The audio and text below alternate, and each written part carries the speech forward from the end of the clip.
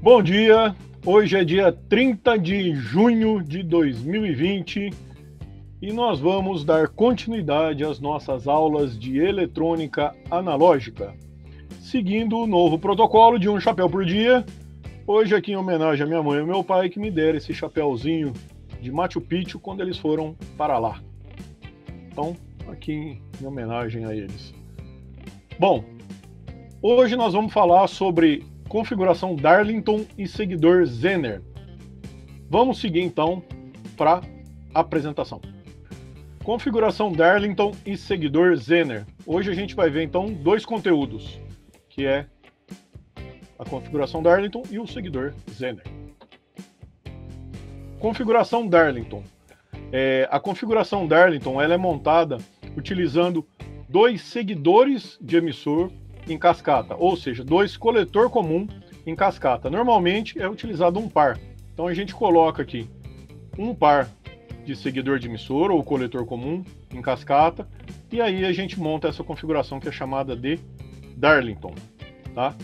Como o seguidor de emissor ou coletor comum, ele tem um ganho 1, mesmo eu colocando um em cascata com o outro, ou seja, um na sequência do outro, eu vou ter o quê? Um ganho de tensão próximo a 1. Eu continuo tendo um ganho de tensão próximo de 1, tá?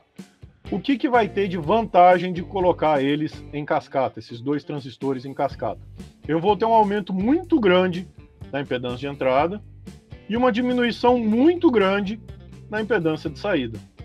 A gente viu na última aula a questão da redução na impedância de saída, como ela é importante, né? Essa redução aqui a gente consegue alimentar uma carga quando ela puxa muita corrente, ou uma carga quando a impedância é muito baixa, tá? E na configuração Darlington a gente vai ter o quê? A gente vai ter uma diminuição muito maior na impedância de saída. Vamos ver como é que monta então essa configuração. Aqui, ó. Então a gente tem um seguidor de emissor, ou seja, o coletor comum, né? O que a gente faz? A gente coloca um em cascata com o outro, tá? Essa aqui é a montagem do Darlington. Então eu vou ter esse beta CC1 aqui e esse beta CC2 aqui e eu vou ter esse circuito. Como que eu analiso ele? Primeira coisa, análise CC. Como que eu faço?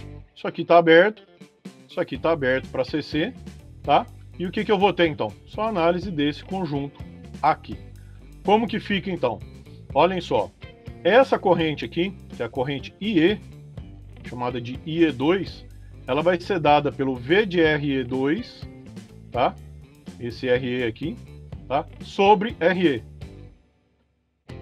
Como que eu obtenho esse V de RE2 que eu estou chamando? Na verdade, só tem um RE, né? Mas como que eu vou obter esse V de RE que eu estou chamando de 2? Que é essa tensão aqui, ó. Essa tensão vai ser o quê? Vai ser o VB2 menos o VBE, que é 0,7, tá? E quem é o VB2? O VB2 é igual ao VE1, a tensão no emissor 1. E quem é o VE1? VE1, que está aqui, é o VB1 menos o 0,7 do primeiro transistor. Ou seja, tá aqui, ó, né? Ou seja, o meu V de RE2, que é esse final aqui, vai ser o quê? Na análise contínua, vai ser este sinal aqui, menos 2 vezes VBE, ou seja, menos 1,4 volts. Porque eu tenho 0,7 aqui e 0,7 aqui. A hora que eu descarto esses dois, né, desconto esses dois, eu vou ter então essa tensão igual a essa, menos 1,4 volts. Certo? Bom, eu calculei a corrente aqui. Falei que eu consigo calcular a corrente aqui. Como que eu obtenho a corrente aqui? Essa corrente nada mais é que a corrente da base do transistor 2, né? Então como que eu obtenho isso? A corrente da base do transistor 2, IB2, vai ser igual ao IE2 dividido por... Pega isso aqui, vai ser igual a isso aqui, dividido por beta, tá? Então, para obter o valor do IB2, como que eu faço? eu pego simplesmente, tá aqui, ó, o IE1, tá, que é a corrente do emissor 1, é igual ao IB2, que está aqui, tá, que é igual ao IE2 dividido por beta. Qual beta? O beta deste transistor aqui. E o IE2, conforme eu já tinha mostrado aqui em cima, é essa fórmula, tá? Sendo que o V de RE vai ser o VB1 menos 2 vezes o VBE, ou seja, menos 1,4. Com isso, pessoal, a gente tem o quê? As correntes IE2 e IE1.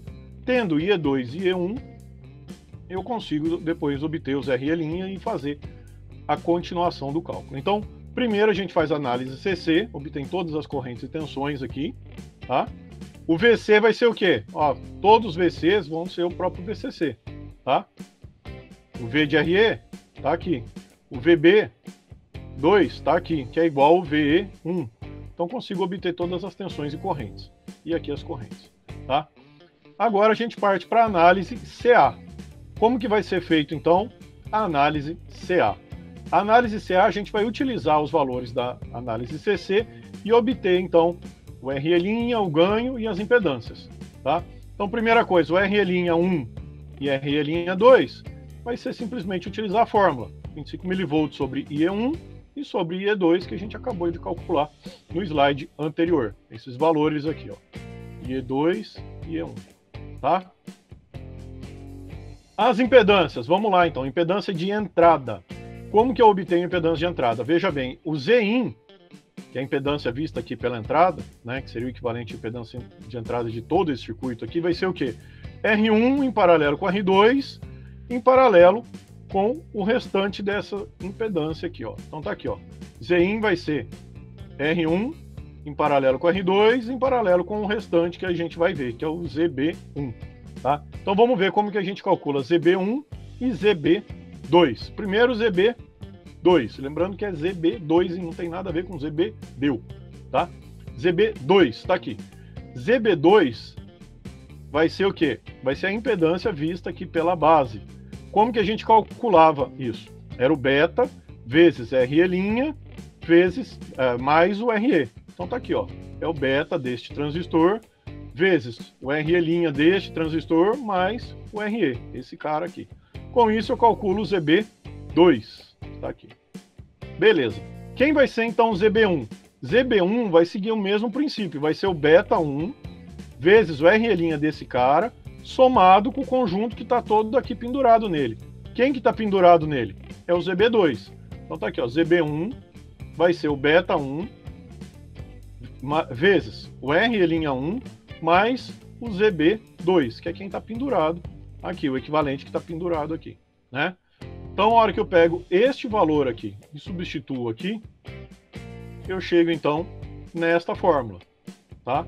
Então, o ZB1, que é esse cara aqui, vai ser igual a beta 1 vezes RE'1 mais beta 2 vezes RE'2 mais RE, tá? Só que, lembrando, o RE ele é muito maior que o RE'. Então, essa soma aqui, ó, o RE' acaba sendo desprezível, o RE ele é muito maior, tá? Depois eu tenho então meu RE vezes um beta, um valor de beta 2, vai dar um valor aqui muito maior também, muito grande, muito maior que o RE'1. Então isso acaba sendo desprezível também. Então como o RE é muito maior que os RE', que os dois, a gente pode desconsiderar o efeito dos dois RE' e a gente chega então que o ZB1 é igual a beta 1 vezes beta 2, tá aqui, vezes o RE. E a hora que eu pego este valor aqui, então, e substituo aqui, né, que eu falei no lugar do ZB1, tá, eu tenho meu Z de entrada. Quem que vai ser o Z de entrada, então? R1 em paralelo com R2, em paralelo com o ZB1, que é este termo todo aqui. Beleza? Só que este cara aqui é um valor muito alto novamente. É o RE, que já é alto, da ordem de quilômetros, vezes beta e vezes beta, ou seja, vai ser mais alto ainda. Ou seja, eu posso desconsiderar esse valor aqui no paralelo. E o meu Z de entrada, ele continua sendo R1 em paralelo com R2. Aí vocês vão me perguntar, Não tinha o benefício de aumentar a impedância de entrada? Sim, o que acontece é que nessa configuração aqui eu consigo utilizar resistências muito maiores em R1 e R2. Utilizando valores maiores em R1 e R2, então essa impedância de entrada, ela vai ser o quê? Ela pode ser muito maior, tá? Porque naquela lógica que o R2 tem que ser maior que o RE vezes o beta sobre 100, né? Nesse cálculo seria que esse R2 tem que ser maior que o RE vezes o beta 1 vezes o beta 2 vezes 100, ou seja, tem um termo muito maior aqui relacionado ao RE, podendo ter então um R2 muito maior, mesmo considerando, né, mesmo tendo um divisor de tensão estabilizado. Então eu tenho um divisor de tensão estabilizado, mesmo podendo utilizar valores maiores aqui. E, por consequência, eu tenho uma impedância de entrada maior. Certo? E agora fica faltando calcular, então, a impedância de saída.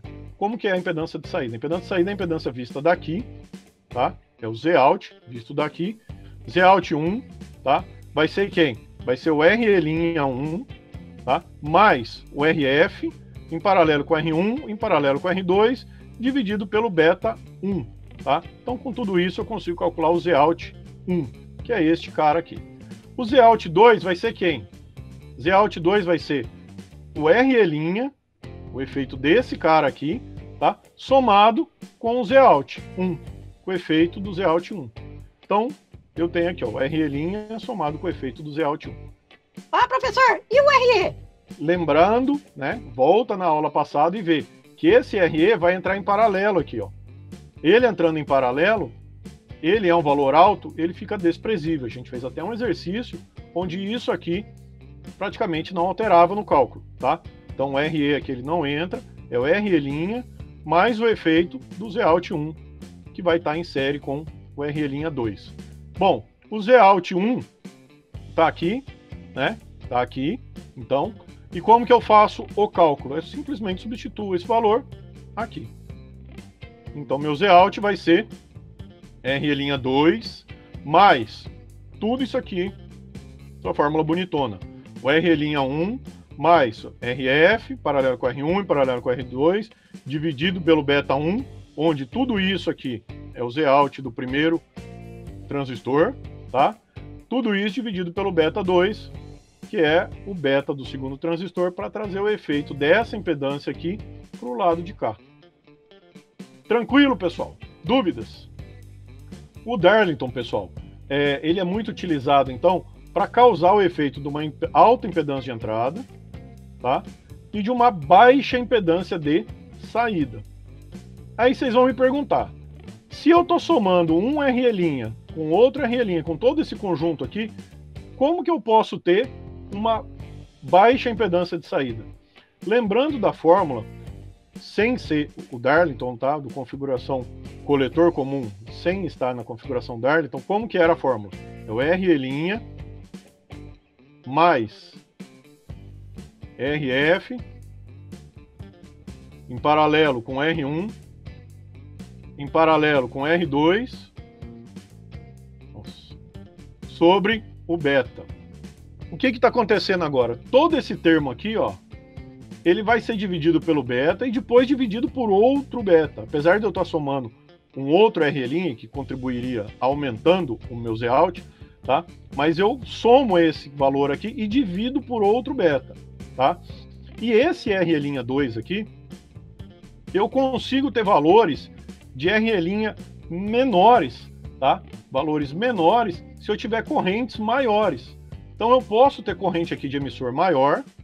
Tendo uma corrente de emissor maior, meu RE'2 vai ser pequeno, e ele sendo pequeno, eu consigo ter então meu Zout, o quê?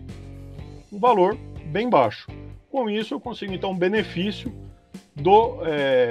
reforçar o benefício do coletor comum, que é o quê? Ter um Zout bem baixo, no caso do Darlington, menor ainda que o coletor comum, tá? E o Zin bem alto. Bom, a gente tem então o que é chamado de par Darlington. Esse aqui, ó, é o que a gente chama de par Darlington. Eu faço uma associação, então, com esses dois transistores, ligando o emissor de um na base do outro, coletor com coletor aqui. O que que acontece? Se eu for trabalhar com eles de maneira discreta, ou seja, lá no protoboard eu vou colocar de fato 2 transistores, ou no meu circuito eu vou colocar de fato ali 2 transistores, eu tenho que utilizar todo esse cálculo que eu apresentei aqui antes. Eu já estou apresentando aqui antes, tá?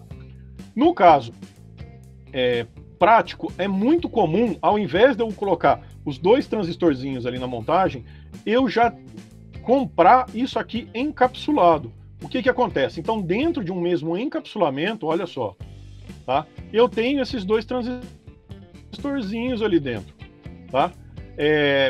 Hora que eu vou comprar, é igualzinho um transistor. Por quê? Porque ele tem 3 terminais, ó. Aqui vai ser o coletor, aqui vai ser o emissor e aqui vai ser a base. A única diferença que é que dentro desse encapsulamento eu tenho 2 transistores. Então, o meu beta desse conjunto todo aqui vai ser muito maior, tá? Então, o par Darlington, ele é montado dentro de um único invólucro, né? Os transistores, que normalmente é o par, pode ser às vezes mais, mas normalmente é o par, tá? E conforme eu falei, a pinagem é igualzinha de um único transistor. O que que vai mudar de um transistor para um transistor Darlington, ou uma configuração Darlington aí nesse único invólucro, né? É que o beta total de tudo isso aqui, ó, vai ser o beta 1 vezes o beta 2. Ou seja, eu vou ter um beta altíssimo desse conjunto todo aqui. Lembrando que a gente tinha beta aí da ordem de 200, de 100, né? Então, se eu multiplico um beta alto aqui com um beta alto aqui, eu vou ter um beta altíssimo. Esse beta normalmente é da ordem de 2.000 até 20.000. Depende do transistor, ele pode variar, né? Mas são betas altíssimos, na ordem de mais de 1.000 vezes, tá? E outra coisa, quando eu pego esse transistor aqui, nesse encapsulamento, o meu VBE total, se eu considerar o meu VBE total, que seria daqui a aqui, vai valer quanto? Vai ser o valor deste VBE, do VBE 1, mais o VBE 2. Ou seja, o meu VBE total vai ser 1,4 volts, tá? Então, se eu souber isso, eu faço as considerações e utilizo ele como se fosse um transistor único. Não preciso fazer todos esses cálculos que eu apresentei antes, tá? E posso utilizar simplesmente como se fosse um transistor único, onde o que vai mudar? O que muda é que o meu beta, então, é um beta muito maior e que o meu VBE vai ser 1,4 ao invés de ser 0,7 volts. Aqui tem um exemplo de um Darlington, tá? É o BC618. Tem vários e vários tipos de Darlington, tá? Aqui é o exemplo. Olha só, o encapsulamento dele é igualzinho de um transistor normal, ó. Tem 3 terminais, a gente chama ali, ó, coletor, é esse terminal, a base aqui no meio e o emissor aqui na ponta, tá? Dependendo do transistor, a gente pode mudar a pinagem, mas esse aqui, então, é o exemplo de um Darlington. Olha aqui dentro como é que fica, então. Os 2 coletores ligados e aqui o emissor de um na base do outro. Bom, o que é interessante a gente verificar? Aqui tem alguns dados que eu coloquei do datasheet, tá? O que é interessante a gente observar? Aqui, ó, o VBE, que é o VBE de saturação, nesse caso aqui, ele vale 1,6 volts, muito próximo do que eu comentei, que é 1,4, tá? Isso aqui porque depende da condição em que foi feito esse teste. Ele foi feito com um IC de 200 mA e um IB de 0,2 mA, tá? Então, nessa configuração, ele deu aqui um VBE de 1,6 volts, mas para efeito de cálculo, a gente considera 0,7 mais 0,7, 1,4, tá? E outra coisa interessante de ver é o beta, olha só, o HFE, né? O beta desse cara aqui, total, de tudo, né? O HFE vale 2.000 nessa situação, nessa condição de teste, ou 4.000 nessa condição de teste, ou se eu tiver 200 mA aqui no coletor, uma corrente relativamente alta para este tipo de transistor aqui, que não é um transistor de potência, tá? Ele chega a 10.000 de beta, podendo chegar, 10.000 no mínimo, podendo chegar a 50.000 no máximo, tá? Então depende da situação de teste, eu posso ter alguns valores que mudam de beta ou de PCE, né? De VBE, que se alteram. Mas esses dados que eu acabei de falar para vocês são os dados que a gente utiliza, então, para fazer os cálculos com transistor na configuração Darlington, ou então, quando eu já compro tá? Um transistor Darlington, tá? Que é o exemplo desse aqui, o BC618.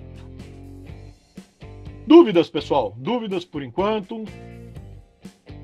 Tranquilo?